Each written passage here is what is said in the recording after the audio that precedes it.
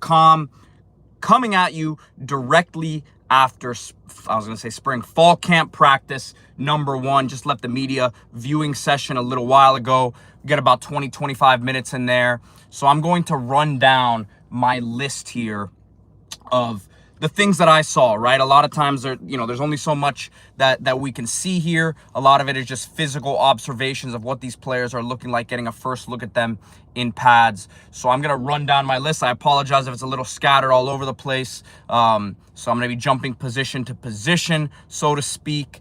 Not really going to have much rhyme or reason, but just going to go in and tell you some of the observations I saw right off the bat. The first thing I noticed, Tyler Barron, transferred defensive end, played his first few years at Tennessee. Man, and of course was at Louisville in spring. He was towering over the defense, pretty much the entire defense other than Anthony Campbell, of course, 6'7" defensive lineman out of Louisiana Monroe who played at Miami last year. But Tyler Barron looks like a created player out there. Not only is he tall, long, but he's strong, man. He's chiseled up, and he looks like a created player. So to me, this is a guy who has big-time NFL ability. Obviously had the labrum issue that Miami was very well aware of. They wouldn't have brought him in if if they didn't think that he was ready to go and be a contributor for this team, in my opinion. And man, you're talking about a guy who has all the ability in the world, can put it all together this year, but physically, you're talking about a guy who has all the tools to be an impact player for Miami and has already done that at times during his college career. Elijah Arroyo at the tight end position had a very strong spring. Man, he looks good physically, looks chiseled, looks lean. Not that he had bad weight on him previously, but you're talking about a guy who that tight end room was much maligned last year by Canes fans. We're not happy with the usage of that room, but as we've said all offseason, really think that was more personnel driven. Arroyo was not healthy. McCormick's not a receiving tight end, right?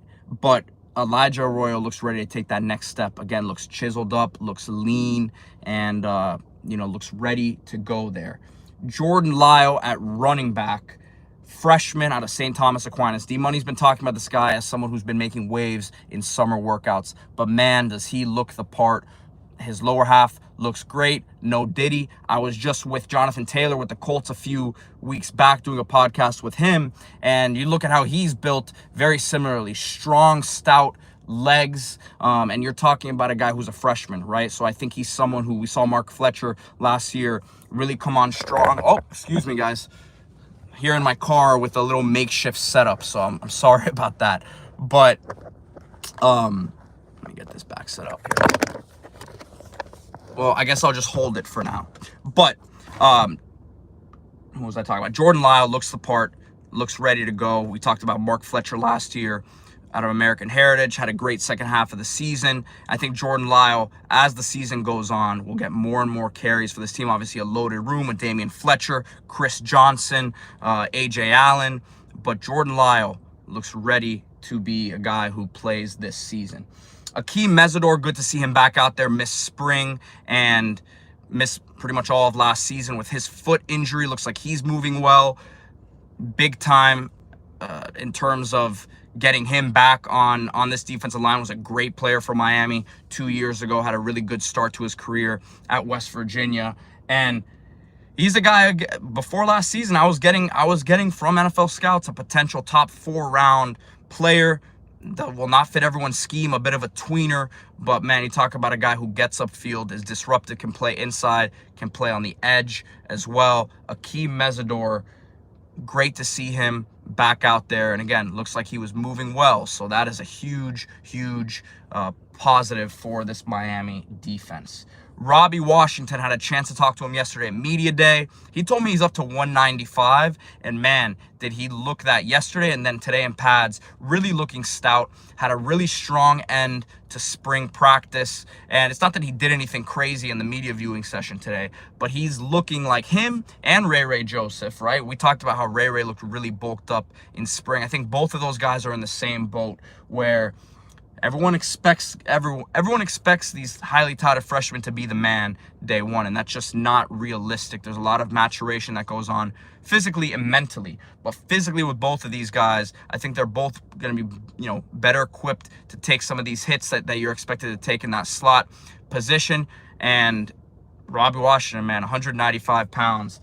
That is impressive. Great work from him, and he's a dynamic type of talent, man. So I think he's someone to watch and monitor as we move through fall practice here.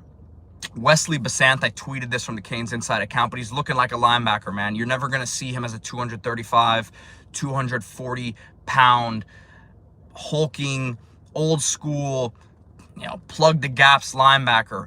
But he really looks like he's finally where he needs to be from a physical standpoint. We know his ability in coverage. We know his twitchiness. So I think with his added mass, this is a guy that really finally looks like a linebacker. Does not look like an athlete playing linebacker, making do. So big ups to Wesley Basant, the work that he's put in. Excited to see what he does this year, but he physically caught my eye. Staying with the linebacker position, Bobby Washington, Bobby Pruitt is, both of these guys are we talked about them in spring as what they bring to the table from a physical standpoint and just looking how you want them to look in terms of that linebacker position. But Adarius Hayes is someone who I talked to yesterday at media day. He told me the first couple weeks of spring practice were, it was tough for him to get adjusted to the speed of the game, the physicality, but he felt like he was getting more comfortable as spring went on. D-Money mentioned the same thing with him, that there was, optimism about him in summer workouts. And again, you see him apples to apples in that linebacker room with some of these other freaks we're talking about, and he's taller than them. He's got the length as he continues to bulk up, put the mass on, and that's what it's about with a lot of these young guys. Look for him to be a riser in that linebacker room. I'm excited about his future for sure. Going back to the tight end room, as we talked about Arroyo already, he's looking really good. Everyone knows Elijah Lofton, the impact that he made during spring, playing a lot of running back. And I don't know if he's going to be a traditional tight end, but a guy that you move around. But Riley Williams had a couple reps in particular in individual work that tight end coach Cody Wooddeal was very happy with. He was great rep Riley. He said it a couple times, 2 different reps for him. So, and that wasn't the case for everyone, right? So just little things like that I'm trying to pay attention to, catch on to when we're out there for these 25 minutes or so that we get during the media viewing portion. But Riley Williams, a guy who played a bit last year as a freshman, definitely out of necessity with Arroyo being injured, not 100%. McCormick playing his role as a blocking tight end, but not much of a receiving threat.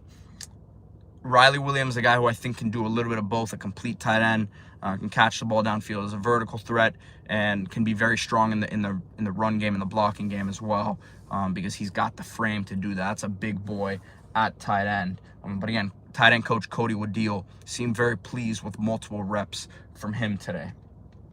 Now, in the, I don't want to call it 7-on-7 because it wasn't actually 7-on-7, but couple reps where there were multiple receivers lined up against multiple defensive backs. There was an interception. Deani Hill picked off Emory Williams. I caught the end of the play, but Deani Hill made a nice break on the ball towards the sideline, and it was good to see the Marshall transfer get involved early here, at his time at Miami. So nice play by him. Nice to see Emory Williams out there again. Was obviously coming back from his injury against Florida State.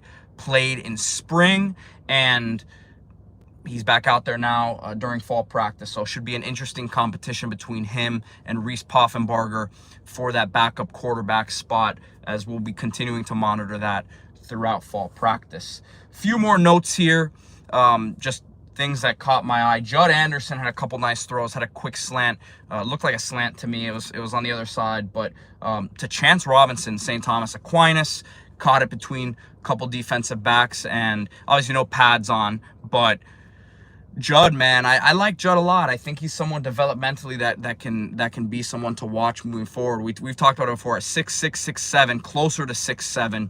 he's not a statue standing in the pocket there, right? So he has some movement ability. Is he going to bust off 15, 20-yard runs downfield consistently? No, but no pads on today and no pressure in some of these, cases I'm talking about here from defensive linemen.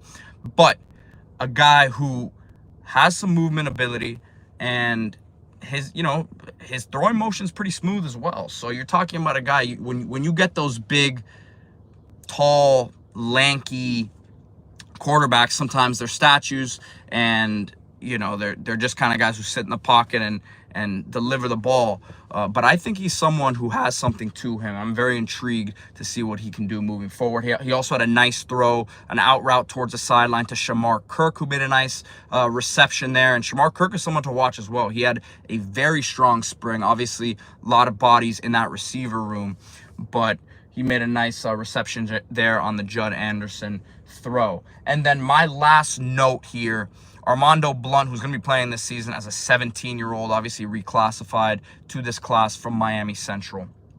He told me yesterday he's weighing 264, came into Miami at 258, and he said he's not really concerned about getting to a certain weight right now. He wants it to come naturally. And really, he's someone who you don't need to be an impact guy this year, so it's great to get him in that room a year early, essentially. But he was lined up as a defensive end. I think down the line definitely has some versatility as he continues to put that weight on to play D-tackle in pass rushing situations, as we're probably going to see with Ruben Bain, Mesidor, potentially Tyler Barron this year as well. But Armando Blunt was playing defense. It was lined up at defensive end today. Again, in the media viewing portion, there may be a later part of practice here that he'll be playing inside, but he was lined up at defensive end there from what I saw. So 5-star coming in from Miami Central. It's nice luxury that you don't have to rely on a guy like that right away, but he's just embracing the development portion of his career now, which is going to be exciting to follow. So again, those are some of my quick hitters, thoughts, observations from fall camp practice number 1 here at Miami, right outside of the indoor facility, Green Tree Indoor Practice Facility here in my car. So you got it raw and uncut. We did this live right here. If you're watching this now, go back to, if you're just catching us here from the beginning, you can go back to the beginning of the video, and we're gonna keep you updated all fall camp here on CanesInsight. Go Canes.